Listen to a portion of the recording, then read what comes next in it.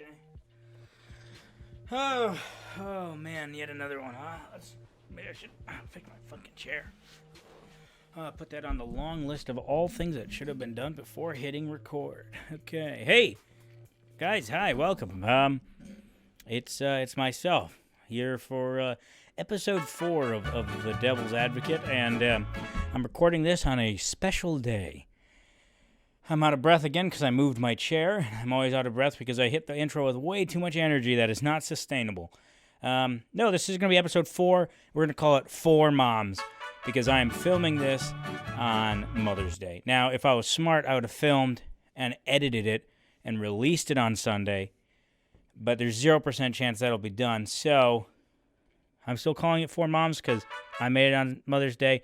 But if I'm lucky, Monday night, maybe Tuesday, we should have it ready. So we're going to try and discuss all mom topics, okay? These are things that mothers worry and care, and they need to hear my 26-year-old opinion on.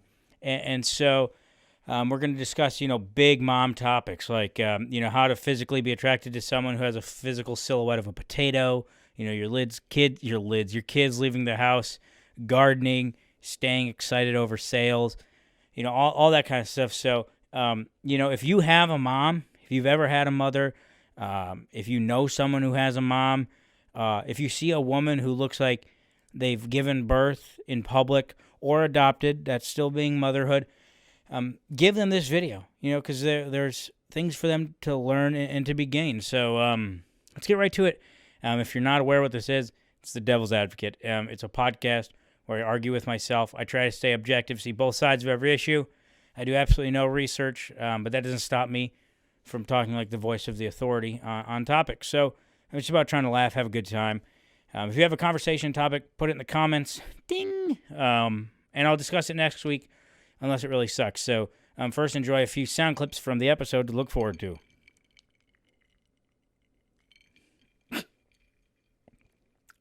Fuck. Put poison in here, man. It's okay. Okay, so we got a special sponsor for this episode. It was really important that, I had someone that really aligned with the message I wanted to go with today. And today's special sponsor is Poopery, and the copy they have provided. Poopery has been postponing overdue colonoscopies and general rectal health by masking the concerning scent of stool for over 13 years. The product genuinely doesn't work. Although advertising has tricked you otherwise, one spritz of garden metal will not overpower the stench of a horrifically unhealthy bowel movement. Seriously, though, it's not enough. I get the idea, because no one wants to smell poop, okay? It stinks. That's why people hate it. But Poopery exists for that. But I think it actually makes it worse because it lulls you into a false sense of security, right? Like, let's say you had an iced Americano after a night of heavy binge drinking, and this one's going to be a world ender. This is going to be an absolute showstopper, an anchor dropper. There's going to be destruction. It's going to suck, and it's going to stink. And so you don't even pretend to smell. Because how you could do the thing where you could, plug your nose without actually having to go like this? Children have to go like this because they're stupid. But most people could just kind of go like this, and then once you do it long enough, you can master it. So, if your friend has a stinky breath, you can plug your nose while you're talking to him, and he doesn't even know. So you don't even try and smell. But the Poopery is a problem because you get a little spritz of goodness, a little hit of meadow, flowers, and you relax. And you're like, oh, this isn't so bad. And then you take a deep breath, and a wave of horror floods into your nose, and you almost die. So Poopery actually makes it worse. But they didn't want me to say that. Let's quick just finish up with the script. Poopery. Get yours today. Okay, thank you, Poopery. Thank you, Poopery. If you guys want to get some Poopery, use promo code Devil's Advocate at checkout. And finally, some upcoming stand-up dates. They will be right here. Okay. Cool. Let's get right into it. Topic number 1, the most pressing, I think, is the joys of having kids. Now we're gonna get more into it, but let's just start with, is having a child cool? Now, I talk about, I think having a child is like the coolest dog ever because it can talk to you, you can hang out, you always wonder, like, oh, God, what's my dog thinking? You can just ask your child. They might lie to you, but honestly, being lied to is better than no answer at all. Like, if you ask your kid, hey, did you do drugs at the party? And they say no, they're lying, but that's fine. As opposed to if like, hey, did you do drugs at the party? And they just sit there with their tongue out and start wagging their tail. They probably have brain damage, but that's worse. You'd rather they just said no and move on from there. So I think kids are super cool, but the specific thing to motherhood, I think, is when the kids move out. That's great because you've kind of handicapped your fun, which here I don't care what you say. Having kids is probably cool. When they're young, they're cute, they're fun, they're like a puppy. You like to show people, take pictures, whatever, make fun of them doing dumb things while they're just desperately trying to figure out how to exist in this world. That's fun. But then they get a little older, and and some of them turn out bad because it's your fault. Some of them turn out bad because it's God's fault. Whatever the reason that you want to blame your shitty child, but it's kind of not fun for a while. And usually they square away. I think every kid probably has a window where they're not great. I guess you still love them or whatever.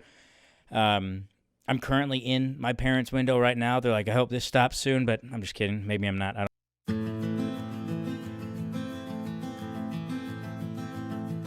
They move out, and then it's like party because you've done what society and your biological, like scientific, animalistic self have set you out to do. Your goal, obviously, is maybe to find happiness or whatever, but at the end of the day, if you really want to look at it, a goal of any species is to make sure your species exists and continues, And so if you've birthed or taken care of somebody else's birthing, adoption or theft or whatever, you've done your job, and they're out, and you're like, great.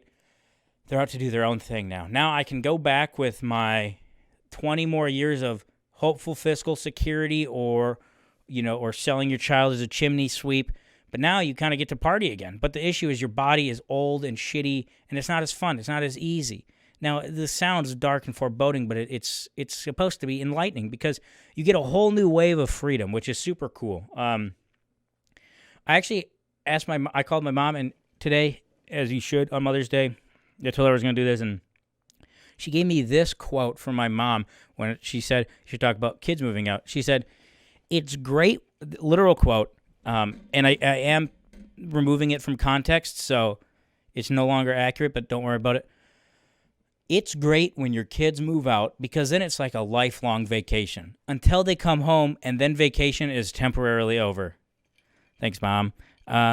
I think that's a semi-true sentiment because you kind of, in this most like divorce context, let's say you've unloaded a burden and then all of a sudden they're back and now you're doing dishes again and you're making the beds because they're still not lazy and you haven't raised them well enough to know that, hey, you should still make your bed or whatever. Or maybe you have and maybe I just didn't turn out right. But I thought that's kind of cool. That's a quote from a real person. But that's a big thing. It's a big party. It's a hoot. Because my parents, when I grew up, okay, here's the deal. You have to know this about me. I was a square, okay? So it's not like I was out ripping, having giant parties, and I didn't even think to fill in water into like the alcohol. One, the only hard liquor we had at the house, because my parents were always beer and wine people, and as a kid, I hated beer and wine, which was like, that's the way to go. All they had was hard liquor, and the only hard liquor they had was some Crown Royal, and Crown Royal is a very distinct color. If I tried to fill it halfway with water, it would look like Bud Light, and then I'd get shot. Because not only did I drink half the Crown Royal, I have irreparably soiled the half that I didn't drink. So I couldn't even do that water thing. I just assumed that my parents don't drink enough hard alcohol, which they don't, because they weren't big partiers, which is, I think, appropriate. I don't think you should be getting ripped, hammered, like college blackout in front of your children. And I say children, not kids. Once they're like 18 or 36, they can see that shit. That's fine. But like your 12-year-old, yeah, it's not a good look. Nobody wants that. So you haven't been able to do that for 16. That's why you send your kids off to summer camp. You're like, okay, it's $900 for them to go be slightly indoctrinated into a cult, but I get one weekend where I can pretend they don't exist and get ripped with the ladies. And then you go up to the cabin or a trailer park, or if you're unfortunately are into camping or something. So you do that, which is cool, I guess. But you get to relive that. You get to have that freedom again of because even a night out, like you're coming home to a problem. It's just like it's like if your whole house is on fire and you know you have one fire extinguisher, you're like, this is going to stop the problem for 10 to 30 minutes. And then eventually it will overtake that which I've stopped. So it's kind of what a night out is. Like, I just, please, Jesus, I need a break, a little one. And then, again, send them off to camp for a weekend or just be a shitty parent and just ignore them. But then once they leave, it's like all day party. And also, depending on when you had kids, they might leave as you're retiring. So it's like you're doubling up on the party. It's like college, but you don't have to pretend you went to class or you give a shit. So like it's a win-win. So I think a real joy is when your children leave the house. I think that's something that, as an observer of mothers, which sounds odd, I shouldn't say it like that, I think that's a great perk. I'm excited for moms to have that freedom and to experience that. And I think on the flip side, I was watching this thing on TLC, Smothered. It's where like daughters and mothers have like eerily like close relationships with each other. That is the most odd fucking thing I've ever seen. You should watch it because you shouldn't watch it. It's like there's one where on the commercial, I think I watched like one episode of it or maybe all of it. Dirty. No, I don't have cable, but like a mother and daughter were bathing together at like 36 and it was repulsive. So I think the downside of children leaving the house is, I think for the most part you probably love them, but you gotta let them go. And so there's a little negative there. You don't get to have your kid around all the time. I wonder if what if your kid just paid rent? Like obviously I don't think most parents view it this way, but like I think there's a stigma of like financial dependency you have with your kids, and you kind of hope to reciprocate that one day when they put you in a nursing home or they relegate you to the basement or whatever. Or a shack on the edge of the compound, is it because you kind of feel like, hey, Bill, or whatever your shitty kid's name is, Eric, Tim, you pick, Sam, Jack, who cares? All terrible names, Isaac, Brandon, Philip. I don't know, I'm just saying all my male cousins, so they tag their moms in this video. Please watch it. It is like, because you kind of feel like, okay, eventually I got to stop paying for everything, right? You're living for free. For the most part, I think it would be pretty sketch balls. I know there's poverty and different degrees of fiscal health, but like if you're asking your kid for rent, it's a little weird, I think. Super, super odd. I get if you're like, hey, you got to buy your own car, you got to buy your own McDonald's or Hardee's or whatever, but if you're asking your kid for rent money, that's odd. So I think once we got to the point where, at like 18 or 19, you're like, hey, let me pay half the mortgage. And then you don't feel like, oh, this is a leech. Give them their own fridge, the shitty one that you don't like anymore because you got the super cool smart Samsung fridge with the LCD screen or whatever. And you say, okay, cool, you live in the basement. But maybe you wouldn't want that because you want to have odd, crazy swinger parties. I don't know. I'm pretty far off the reservation. I don't even know what I'm talking about anymore. I'm just rambling. So the joys of having kids and then them moving out is fantastic. I think it's great. You get like a whole new wave of freedom, and the only cost of that freedom was your youth and 30 years of your life, which is a small cost to pay, I guess, for some joy and freedom. But then occasionally you can get some cool presents out of it because, like, if you don't have kids, you can just buy cool things, but that never excites you. Like, I one time got drunk and bought a greatsword on cable television at 2 a.m, and although it was cool, it didn't surprise me because I knew I'd got it. But if I had a kid who came up to me and gave me a greatsword, I would say, 1, that was very fiscally irresponsible, and 2, that would be my favorite kid. Presents are cool. And when you have old enough kids to come up with cool, clever presents, it's like, dude, it's there because they're like I hate the phrase like, well, my kid's my best friend. No, don't muddy the water of your relationship. You're still their parent. They're still your kid. You can't be your kid's best friend. That's fucking weird. You can go out to it's like a novelty. That's why graduations are so fun because like your normal socially acceptable friends all get to hang out and party with your parents or your cousins or whatever. And that's super fun. It's fun because it happens once in a while. If every week your mom's texting you like, hey, when we going out with your friends? We got to go to the bar. I'd be like, that's weird. It's weird. You don't want that. So I can't even remember what that was a tangential point to. But anyway, I've talked about this for like 11 minutes. Nobody cares. But I guess it might be the biggest topic. Who knows? Kids are cool. Have kids. Unless you don't want to. Then adopt them. but you shouldn't because that's odd because they're not really yours. Just kidding.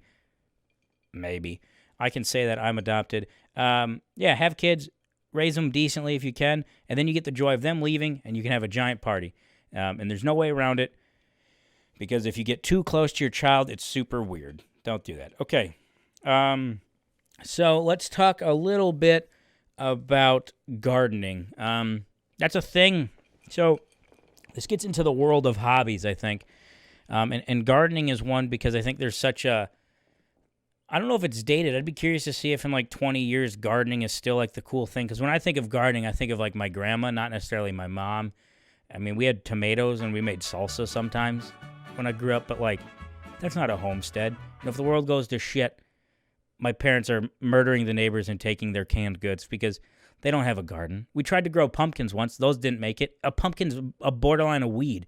So this isn't to berate my family's lack of ability to plant things, but I think gardening is, especially with flowers and stuff, is like there's really nothing else to do because you can't just shop all day unless you're just shit on you rich or whatever.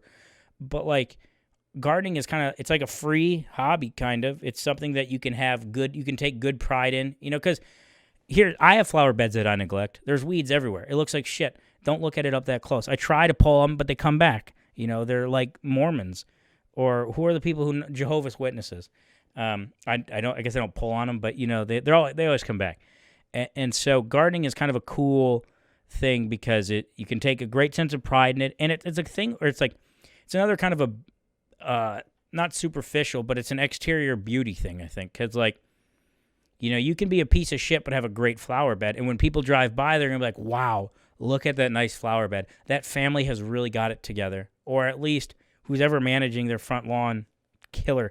And it's weird because I think if there's a weird separation where it kind of feels like the lawn is stereotypical, like the man, like if you have a nice lawn, you're like, hell yeah, John, great lawn. But if you have like a really nice flower bed and like a cherub, I think Cherubi's a yogurt brand, like a cherub fountain, and nice hydrangeas or whatever, you're like, wow, your wife really likes to garden. So I think gardening is a very fun hobby. It takes a long time, too. Like, you can spend all day in the garden doing garden stuff. I don't know what you do in a garden, but, you can spend all day there.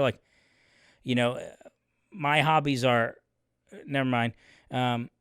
So I think it's time-consuming, which is a great thing when you have literally nothing to do.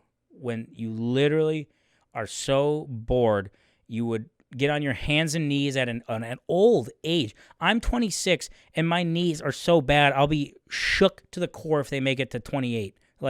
So imagine a 50-year-old woman who's had life beat her up, or maybe not, maybe you had a good life, but still, it's like, at 50, to be on your hands and knees, scooting around, pulling flowers, planting stuff, why?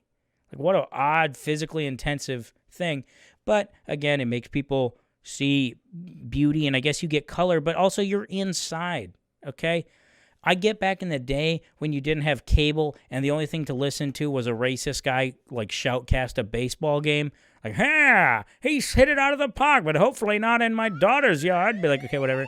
And then now you have, Netflix and movies and the internet. So, when you had nothing better to do... But you didn't have... did you have exterior lighting back then? I don't know. This is an open-ended question for any old people. But, it would make sense to have a very nice manicured garden to sit inside at the end of a day and look out on and have something beautiful. Because that's... Looking at a flower bed is prettier than looking at a sea of weeds and spotty, lawn that happened from you trying to fill up the lawnmower with gasoline in the middle of the yard. And then there's a permanent stain that your dad never forgives you about. That would suck. So they are a great visual thing, but I just think of it now as why? Who needs that? Who's looking at your flowers? If someone comes into my house, actually, though, I must say, every time I've had a woman over 50 at my house, which is 3 of them, they always mention my hostas, which my mother gave me. I don't give a shit about the hostas. I don't care. So I think the only reason that women like gardening, not women, mothers like gardening, is because they appreciate it, so they just want to see other people do it. It's like a hobbyist. They just enjoy seeing other people doing their hobby because, for the most part, I don't think people care. But if they care, then the tradition survives. But like in 30 years, I don't think there will be gardens. I think people will just have lawn straight up to the house. And maybe there's like a weird, like, what would be the word for how to defer water out of an area? Not an aquifer. That irrigation, maybe. Yeah, irrigation of like having mounds or rocks or whatever. But yeah, I don't know. I don't even know what I'm talking about. Gardening, I think people like it. Moms like it more so because it's a free hobby that displays a level of care and upkeep to the outside world, which your neighbors want and appreciate. And I think it's important, but just do hostas and rocks. And there's no weeds. And if there are weeds, you can't see them because hostas are fucking ginormous. And then yard right to it. So, I don't know. Gardening, not for me. I see why people like it. I don't even know what the verdict is, but I'm done talking about it. Let's talk about staying excited over mundane sales.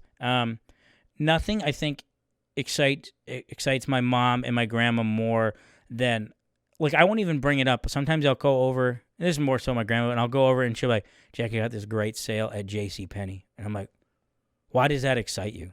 Like, I get sales, but it's never for anything you need. Like, it's like, I got this blouse for 40% off. Oh, okay, that's cool that you got something that you perceived wanting for 40% off, but I've never heard you, like, if you spent your entire week talking about, God, if only I could find a blouse at a marginally cheaper price than standard. You know, I think it's like, if it was only 40% cheaper, then I could truly be happy. And then they drive past JCPenney on their way to get a large Diet Coke every morning, and on the kiosk it says 40% off blouses. That's worth getting excited about. You're like, oh my God, the stars have aligned. This is the shit. So I think it's a weird thing watching people get super excited over really, like, I saved 18 cents on this blouse. Be like, it was on the clearance rack already. An off sale. It's always for cheap shit at cheap shitty stores. Now, JCPenney, which one is it that is permanently out of sales? At JCPenney or Yonkers? Or are they both? But those are both like awkwardly bougie. It's like if you just took the clothes section of Walmart and then trickled in like secondhand Ralph Lauren and Calvin Klein clothes. That's what JCPenney and Yonkers are. And then it'll have random appliances. Like it had a weird love child with like Sears, which I think Sears is closed. Is all of Sears closed or just the ones where I live? Because I haven't seen an operating Sears in a long time. But it's just like any place. Okay, the way you can judge the quality of a store, I think, is to gauge how spread out it is. Like Walmart, you can buy groceries, food, electronics, home goods, rugs, gardening, Halloween, Christmas, and you can go to your pharmacy. The more things a store has, the shittier those things are. So if you go to a JCPenney, if they just had clothes, you'd be like, hey, this isn't bad, or they just had perfume or whatever. You'd be like, that's cool. But they don't. They have clothes and then random kitchen appliances and then usually a shitty haircut place in the corner that somehow is still in business. I'm pretty sure that's just a front because I've never been in there where there's more than one person, but every time you call, they're like, we're full. We have no availability. Oh, I should have talked about hair. We could talk about hair because I think hair is a big one. All right, fuck it. We're going to stop talking about staying excited over mundane sales. We're going to hard switch to talking about hair. Old people, not old people, I keep saying that, mothers, they like to change up their hair, and they always dye their hair in like a futile attempt to hide that they're getting old, which is an odd one because, I've never talked to a mother about this, and this kind of goes into a topic that I'll talk about after about having ugly, hideous husbands and, just general physical upkeep. Is I never understood trying to give the illusion, because I think everyone likes to look like they're cheating time, right? Everyone wants to be that 50-year-old chick who people are like, you look 35, max. Okay, that's flattering, that's cool. But why? What's wrong with just looking 50? You're 50, that's cool. If you look your age, I think that's okay. Like, when is the switch? When is it, like, because when you're young, if you're like 18, someone's like, dude, you look 34. You're like, yeah. I know. Isn't that cool? right? But then once you're like 30, if someone's like, you look 32, they'll stab you.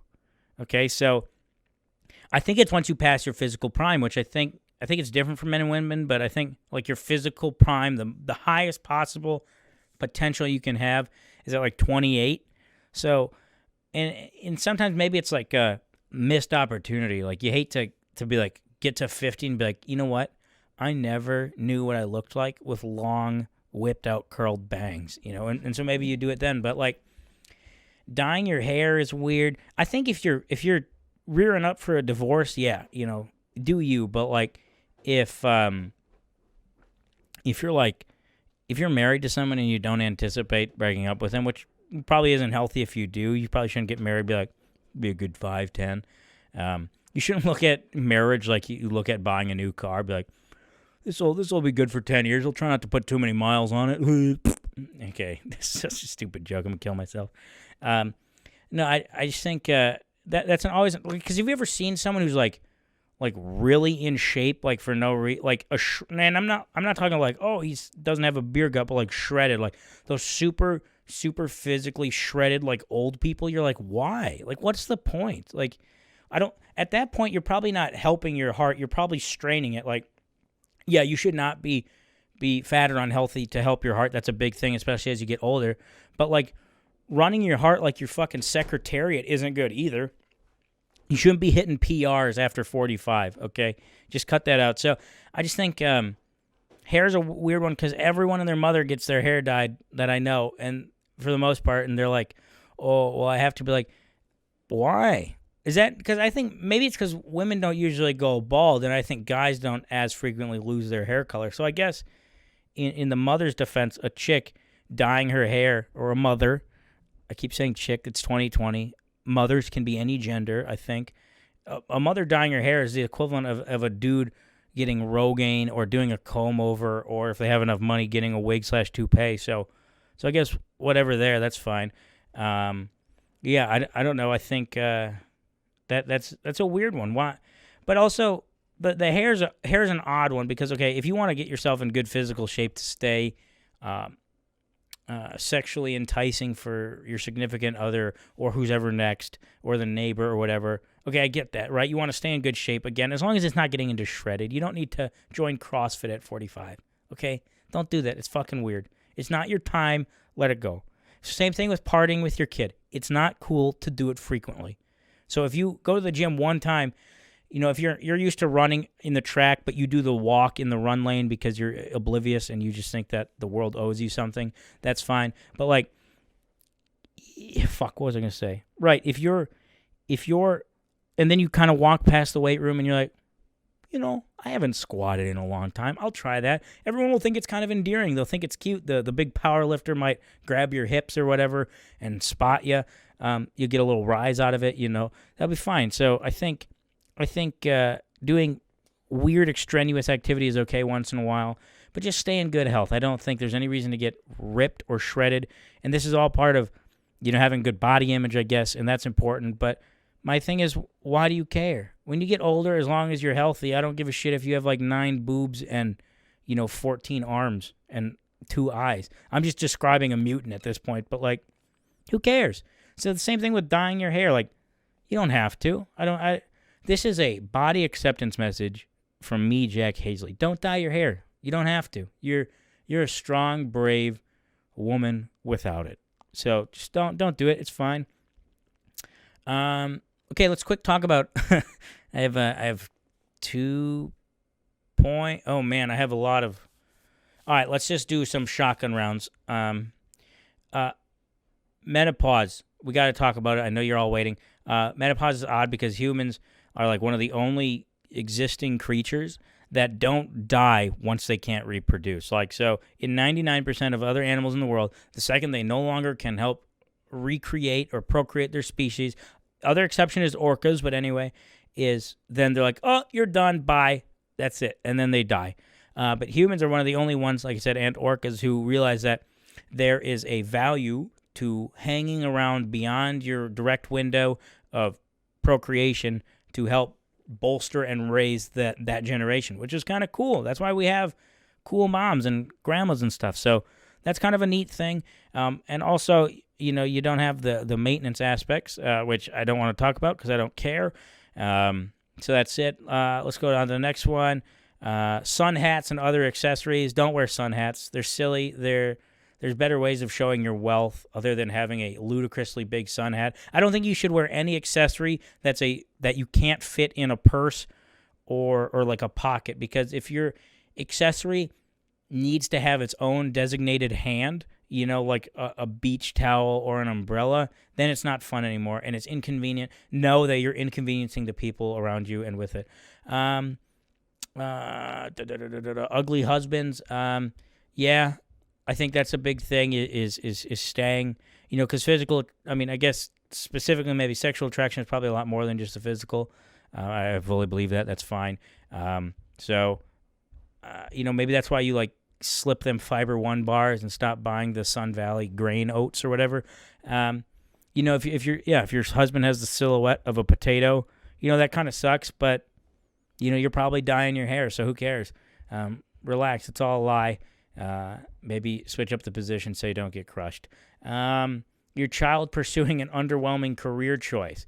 That's a weird one because there's a conceived idea that not know what's best for them, but your kids are figuring shit out. Okay, you've had your entire life to figure shit out, which is why there's truth for the most part, that with age comes wisdom. Okay, that going to Stout to get an art degree, or you pick one, might not be the avenue to the most fiscal happiness, but there's still mental happiness, and more so than making money in general is you have to live your life, right? There are people who live in trailer parks that are happier than people who live in mansions. Okay, so if your kid wants to pursue something stupid, just make sure that it actually makes them happy. Okay, they're not, if your kid's like, I want to be a YouTuber, and that's my dream, and you ask, hey, do you like looking at analytics and giving yourself an honest shot? And they're like, nah, I want to be famous. You got to kibosh it. But if it makes them happy, let them do it.